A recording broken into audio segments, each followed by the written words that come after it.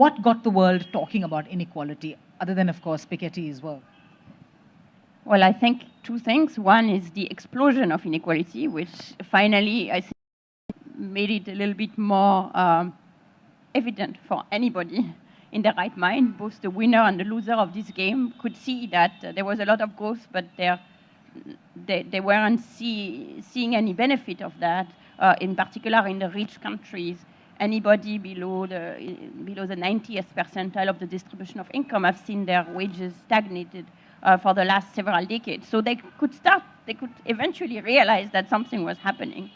And then I think the work of Thomas Piketty, Emmanuel Saez, and others, and the World Inequality Database was absolutely instrumental in putting data on this feeling that it is not just, that somehow you're ungrateful for the chances that you have, but it is also something that is happening for real.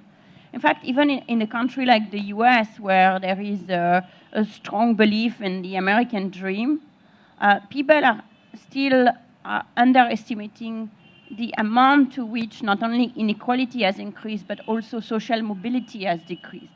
And in particular, when you ask someone, take a child whose parents are in the bottom quartile of the distribution of income, what's the chance that the child will become rich, will reach the top quartile?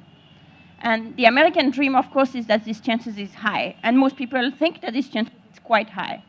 Whereas when you ask the same question in France, people think it's like hopeless, not happening. But in reality, it is actually today worse. The chances are lower for a poor child born in the bottom quintile in America to make it to the top than it is in Europe.